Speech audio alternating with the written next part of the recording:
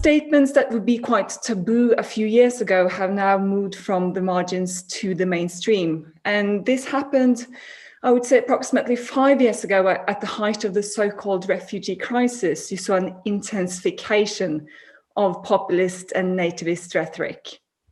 And also the refugee crisis provided this structural opportunity for actors to present themselves as protectors of an endangered nation. Now, Norway is characterized by prosperity, a robust welfare state. So radical right discourses are centered primarily on culture accounts of difference rather than economic grievance. So these actors I have studied in my research, they vary both in ideology, orientation, and legacy, but they converge on particular topics and grammars of exclusion. So the last years, we've seen how the figure of the Muslim migrant or the radical Muslim have been used in political mobilization, partly as a way of protecting the imagined purity of Norwegianness against outsiders. And also, I would say that Islam and Muslims have been framed both by the populist anti-immigrant Progress Party as an existential threat to Norwegian security and national identity and culture, than culture grounded in Christian values and heritage.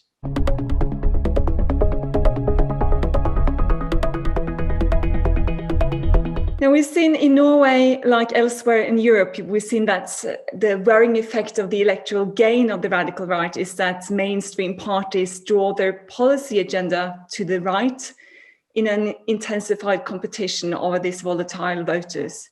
If we look at the Labour Party in Norway, they have tried over time now to consistently oppose the anti-immigration and anti-Islam rhetoric of the Progress Party, and at times also quite successful. Now, under the former coalition government, where the Progress Party was in a coalition government with the Conservative Party, the former Minister of Justice has to step down after she posted a very controversial photo that associated Al-Shabaab terrorists with the Labour Party.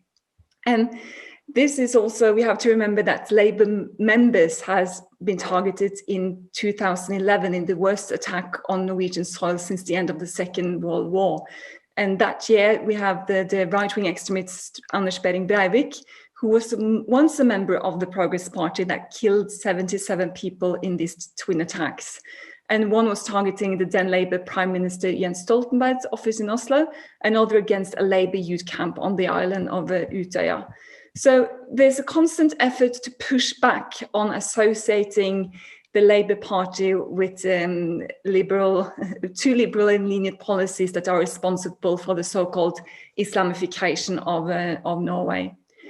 Now, how has the Conservative Party reacted to populist or the radical right?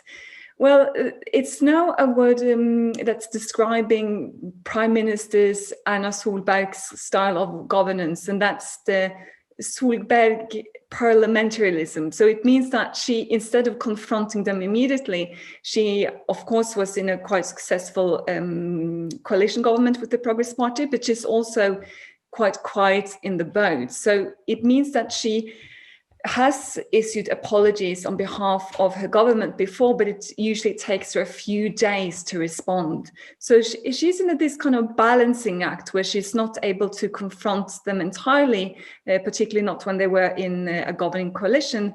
And she's very careful with the words she uses to describe particular actors and phenomena.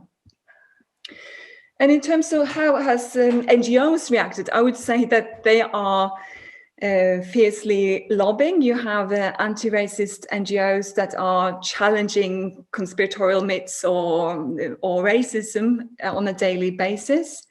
I would also say that you have responsible journalists in Norway that care about not only social democracy, but also the protection of minority rights and human rights in general, that are also challenging these very essentializing images from the radical right and reintroducing human stories, the human face of migrant communities, the human face of minorities. So really trying to bust essentialist accounts. And thirdly, I would also say that mainstream parties, now if we look at also Labour Party in particular, have also tried to define their own agenda on this issue.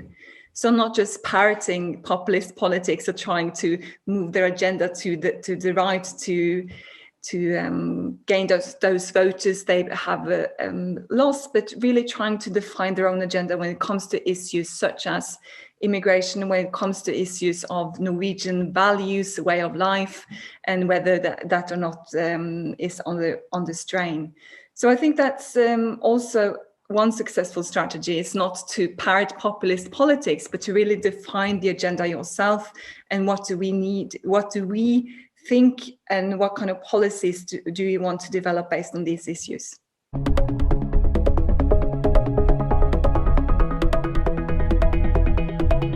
So in the Norwegian context, I would say that there is concern with defining the agenda and not also talk about taboo subjects or to challenge politically correctness in a way. And I would say there's less silence surrounding potential inflammable issues such as immigration and Islam than a few years ago. It means that that kind of space for discussing these two issues has opened, it has widened, and it has multiple actors involved. But you also see the social Social Democratic Party and actors are also involved in that conversation.